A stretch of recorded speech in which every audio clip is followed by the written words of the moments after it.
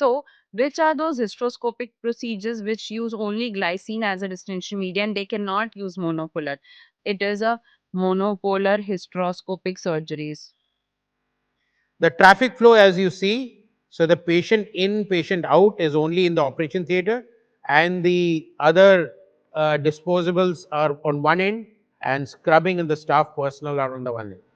Now, you have the miniature hysteroscope, the 2.7 or 2.9 with a 3 to 3.5 millimeter sheath used as a diagnostic house base.